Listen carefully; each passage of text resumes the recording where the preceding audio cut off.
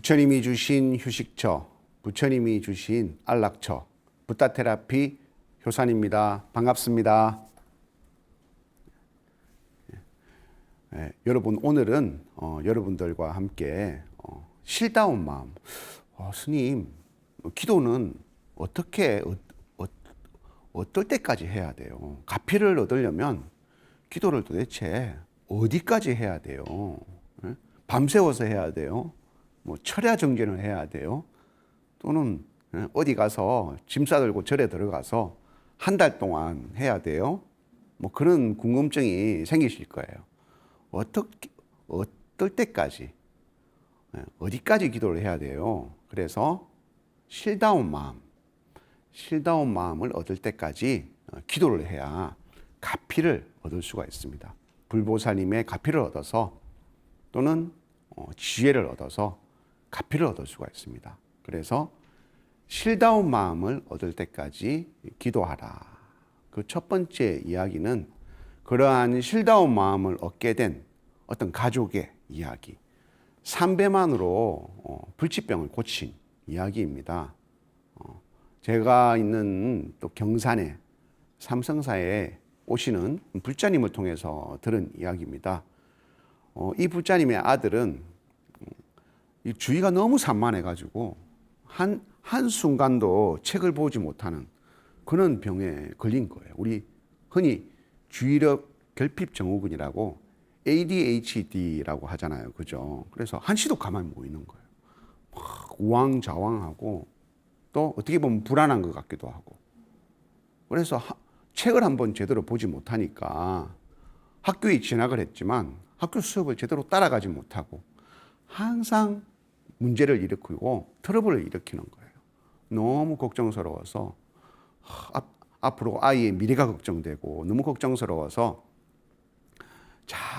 평소에 자주 다니고 또 마음속에 믿음을 가졌던 스님에게 자기도 모르게 말하게 된 거예요. 우리 아들 때문에 머리가 아파요. 공부를 전혀 하지 않고 책만 펼쳐놓고 여기 갔다가 저기 갔다가 하니까 너무 걱정이 앞섭니다. 라고 말을 했습니다. 그래서 그 스님이 그렇게 말했다고 합니다. 그렇다면 제가 그 병을 고쳐드리겠습니다. 제가 시키는 대로 할 수 있겠습니까? 라고 했답니다. 그래서 예, 스님이 시키신다면 제가 어렵지 않다면 꼭 하겠습니다. 그 사님께서는 직장에 다니시니까 항상 일요일은 쉬시지요.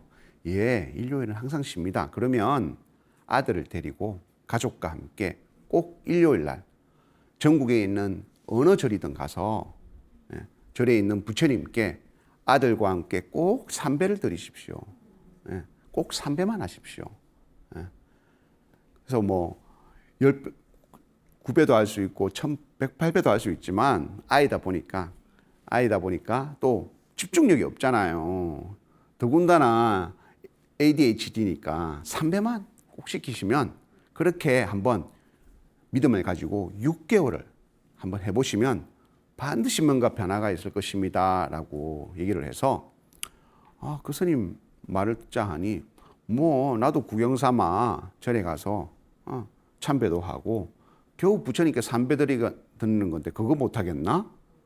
또 그런 생각도 들고 부처님께 삼배 드리는 거로 이 병이 고치질까?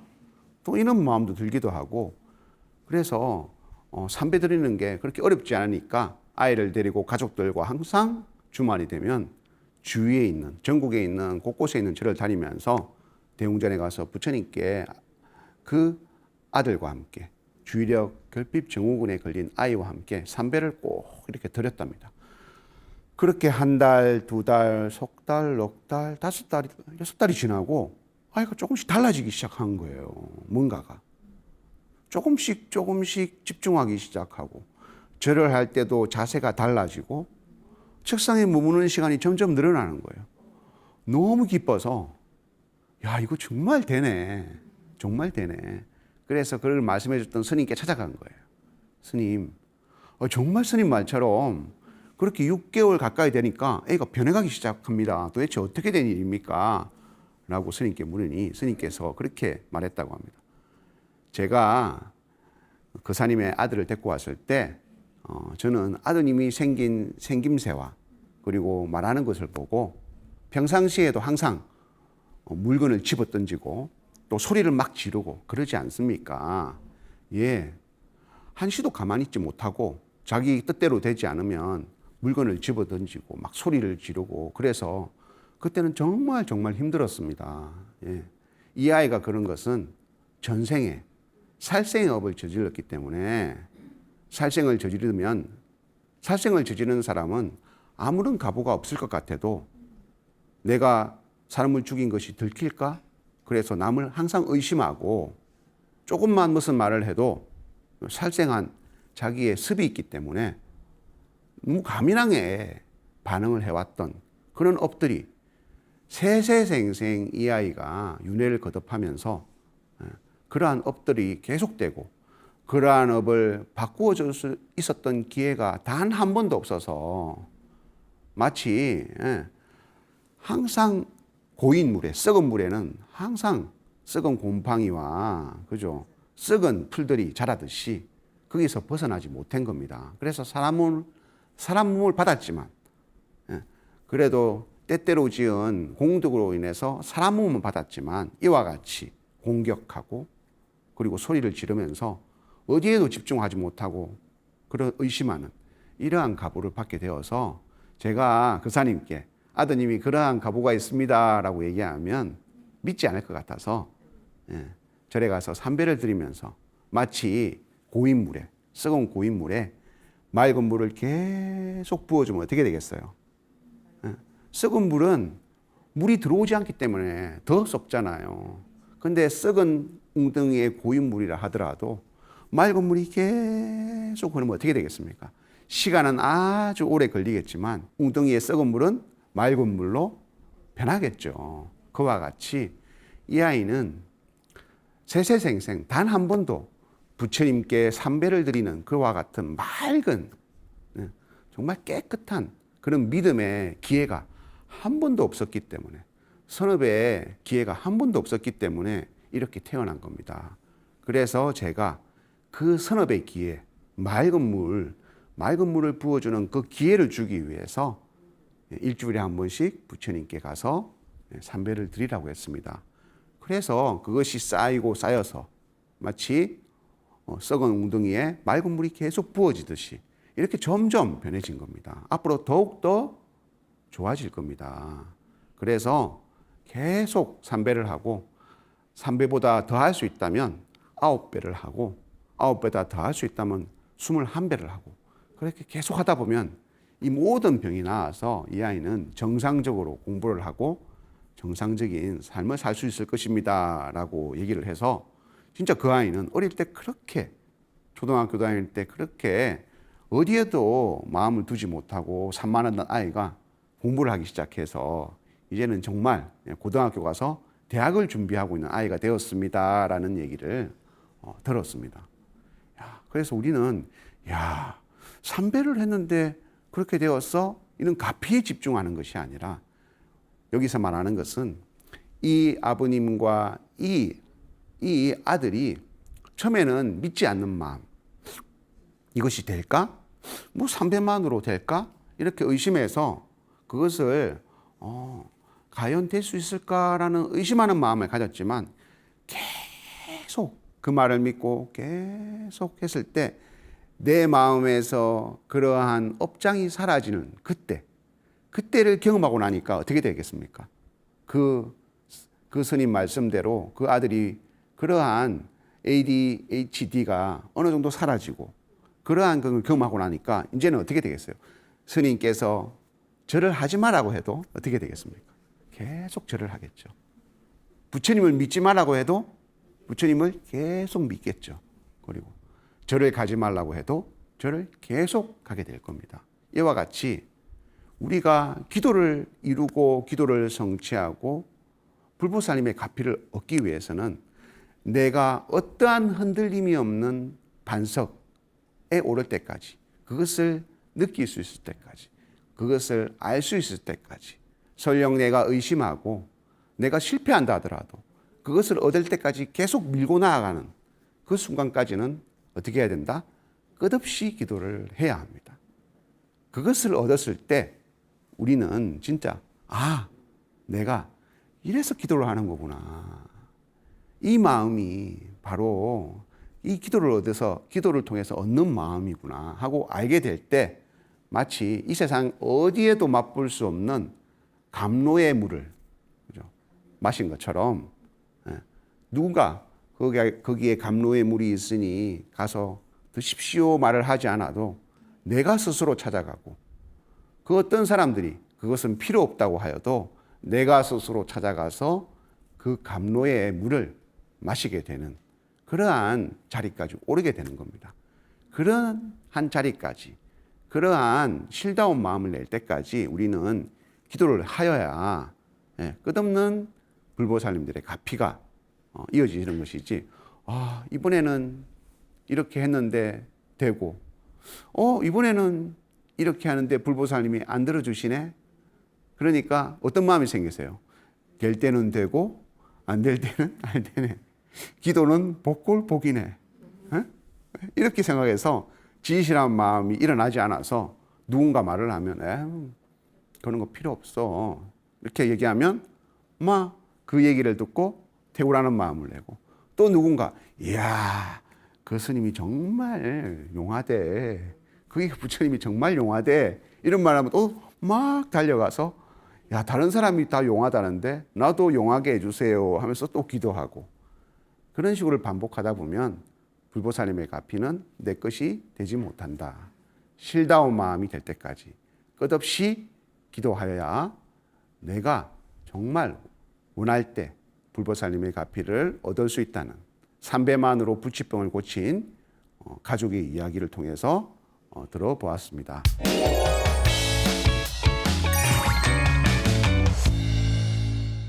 첫 번째 이야기, 실다운 마음을 얻을 때까지 끝없이 기도하라. 의심하지 말고. 실다운 마음을 얻을 때까지는 용맹이 필요하다면 용맹스럽게 기도하고 그리고 정말 눈물을 흘릴 만큼 기도를 해야 한다면 눈물을 흘릴 만큼 기도를 해서 그 실다운 마음을 얻었을 때 우리는 나의 업이 멈추어져서 그때부터 진정한 불자로 거듭나게 되는 겁니다. 그래서 두 번째 이야기는 업이 멈출 때, 나의 업이 멈출 때 실다운 마음이 드러난다라는 이야기를 나누어 보도록 하겠습니다. 업이 멈춘다는 것은 더 이상 업을 짓지 않는다는 겁니다. 마치 우리가 우리의 업이 쌓이고 쌓이는 창고가 있다. 우리의 업이 쌓이고 쌓이는 큰 장독과 같은 창고가 있다고 생각을 합시다. 나의 업이 쌓이는 그 장독대 같은 창고에는 어떤 날에는 정말 불보살님에 대한 신심이 생겨서 간세음 보살님 기도를 해서 그 업의 장독대에 내가 태어났을 때부터 지금까지 쌓은 업들이 겹겹이 쌓여 있겠습니까? 쌓여 있지 않겠습니까?